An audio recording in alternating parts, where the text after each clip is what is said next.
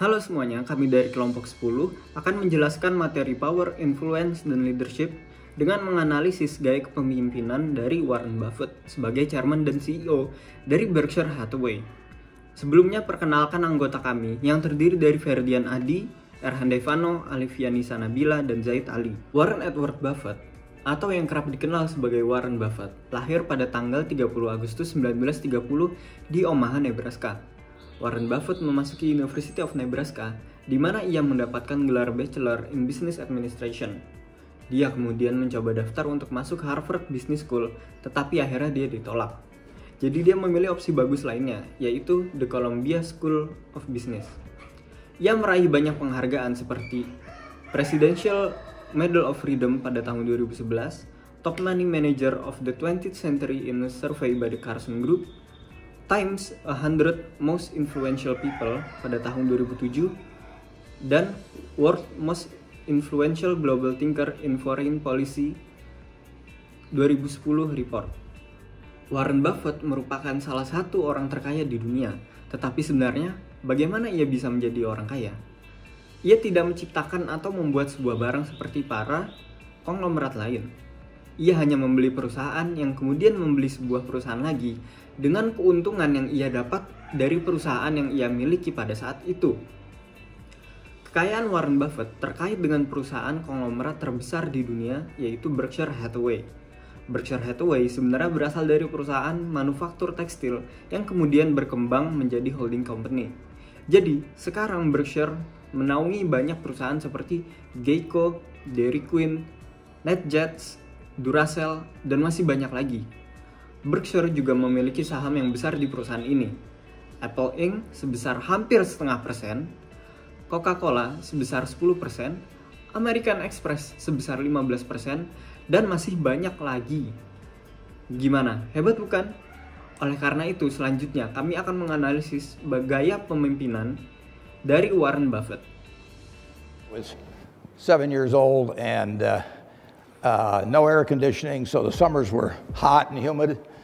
People went out on their lawns at night just to try and cool off, and I got the idea that maybe I could sell them what you would call soft drinks and we called pop. So I went around to a bunch of gas stations, and in those days every gas station had a cooler with varied soft drinks in it, and it had a little opener on the side and something to catch all the bottle caps. So I went around and collected all the bottle caps for weeks at these various gas stations. I collected 8,000 of them. And then I sorted them all out. And I saw that they were Coca-Cola overwhelmed everybody else. So I decided to hook myself up to them. And they were these little silver-like ones in those days. And my grandfather had a grocery store, so I went to my grandfather and I said, how about giving me a deal on Coke so I can sell it around the neighborhood? And he sold me at the rate of 6 bottles for a quarter, and I went around and sold them for a nickel each, and I sold out every time, and I had no inventory, I had no receivables, I had the best business I ever had. Selanjutnya, kami akan menganalisis bagaimana dengan power yang dimiliki oleh Warren Buffett dalam memimpin dan memberikan pengaruh terhadap karyawannya di Berkshire Hathaway. Source of power yang pertama adalah legitimate. Seperti yang kita ketahui, Buffett adalah ketua dan CEO dari perusahaan Berkshire Hathaway. Berkshire Hathaway ini sendiri adalah perusahaan investasi saham terbesar di dunia. Berkshire memiliki beberapa anak perusahaan yang terlibat dalam aktivitas bisnis yang juga beragam. Nah, dengan posisinya sebagai seorang CEO, Warren Buffett memiliki kekuasaan yang sah atas karyawannya di Berkshire Hathaway. Menurut Chopra 2013, Warren Buffett dipandang sebagai seorang yang bekerja untuk kepentingan timnya dan investor yang bergantung kepadanya. Kemudian source of power yang kedua adalah expert. Warren Buffett sendiri lahir di Omaha 30 Agustus 1930. Dia lahir dari keluarga pebisnis. Ia dijuluki sebagai Oracle of Omaha, julukan yang ia peroleh sebagai salah satu investor paling sukses dan paling banyak diikuti di dunia. Oracle of Omaha ini membangun kekayaannya dengan investor nilai, membeli saham undervalued dengan fundamental yang kuat dengan harga diskon, kemudian menahannya sebagai investasi jangka panjang. Berkat kemampuan luar biasanya dalam mengendalikan perusahaan sahamnya itu, pada gilirannya Buffett sukses mengubah nilai perusahaan Berkshire melebihi 465 miliar AS dollar dengan 347.000 AS dollar untuk satu sahamnya pada 2018.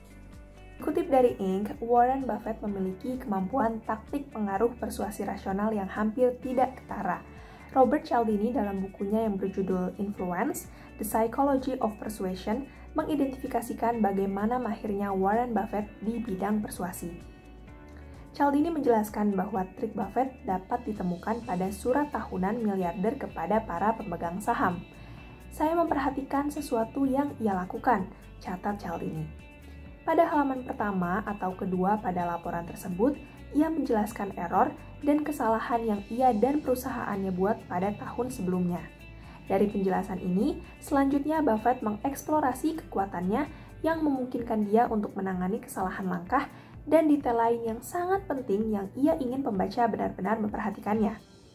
Cialdini menjelaskan bahwa toleransi Buffett terhadap kesalahan sangat terbuka, tetapi ia paham bahwa hal tersebut adalah bagian dari taktik persuasinya.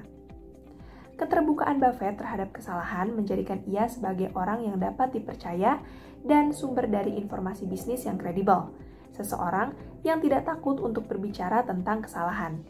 Sebagai hasilnya, para pemegang sahamnya sangat mengikuti apa yang akan ia katakan selanjutnya, dan oleh karena itu, ide, gagasan, dan sarannya menjadi lebih mudah diterima. Lalu di sini ada traits. Yang pertama, tetap berpegang pada nilai-nilai dasar karena Buffett selalu percaya pada nilai-nilai fundamental dalam sebuah bisnis. Ketika dunia keuangan sering didorong oleh rasa ketakutan dan keserakahan, Buffett berdiri teguh dalam nilai-nilai investasinya. Ia percaya bahwa berinvestasi di saham seperti berinvestasi langsung dalam sebuah bisnis. Jika bisnis Anda bisa menguntungkan dalam jangka panjang, begitu juga dengan sahamnya. Lalu yang kedua adalah membangun komunikasi secara terbuka dan efektif. Buffett sangat percaya bahwa seseorang harus mampu menyampaikan pesan dengan jelas kepada rekan-rekannya. Buffett juga percaya bahwa jika Anda tidak dapat berkomunikasi dan berbicara dengan orang lain dan menyampaikan ide-ide Anda melepaskan potensi Anda. Pengetahuan Buffett yang mendalam tentang dunia bisnis diiringi dengan keterampilan komunikasinya yang efektif, sehingga ia mampu mendulang kesuksesannya di industri ini. Dahulu, ia sampai harus mengikuti kursus komunikasi untuk mengatasi ketakutannya berbicara di depan umum. Lalu yang ketiga ada cerdas, disiplin, dan berprinsip. Kecerdasan tidak selalu tentang IQ.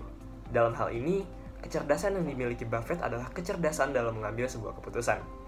Buffett pernah berkata dalam sebuah interview di India, "Jika Anda memiliki IQ 160, jual 30 poin kepada orang lain karena Anda tidak memerlukannya untuk investasi.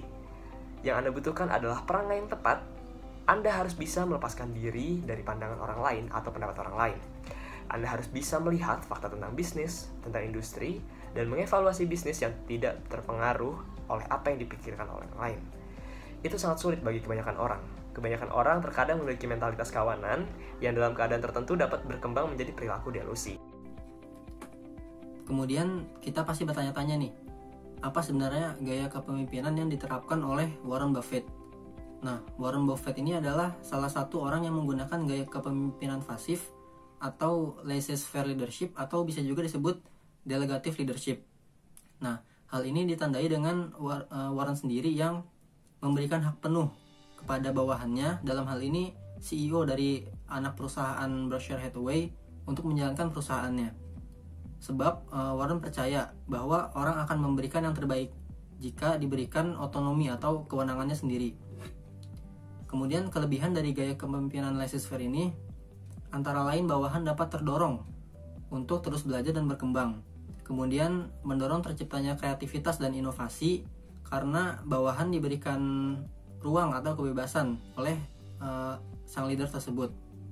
Kemudian mempercepat proses pengambilan keputusan karena bawahan yang juga diberikan hak atau kewenangan untuk mengambil keputusannya sendiri.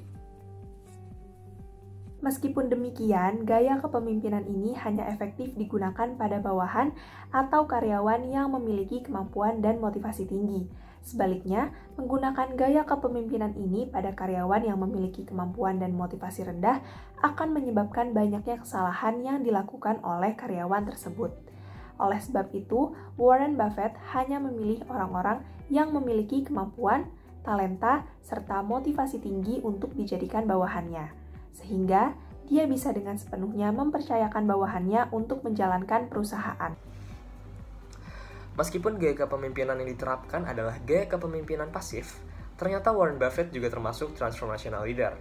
Sebab, Warren yang memiliki visi pada keberhasilan bisnisnya serta berhasil mewujudkannya, menginspirasi dan memotivasi para bawahannya untuk melihat visi yang sama serta memperjuangkannya.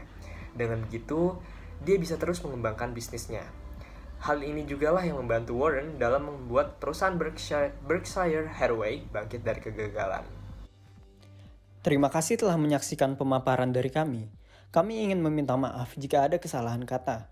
Kami juga mempersilahkan teman-teman yang ingin melontarkan pertanyaan. Terima kasih. Leadership. And I'd like to talk just for a minute about that. And then I'd like to really talk about whatever's on your mind, and we'll get questions. But leadership obviously it's a very simple thing in concept. My job as the leader of Berkshire Hathaway is to have visions and goals for the company overall with a long time horizon attached to them, and then to get those goals accomplished through other people. That's what it's all about. I can't do it myself, so I have to know where I want us to get to. I have to see over the next mountain if possible, but then I have to get a lot of other people to look over that mountain with me and really do the job. I mean, they are the ones that get it accomplished. So it's getting things done through other people.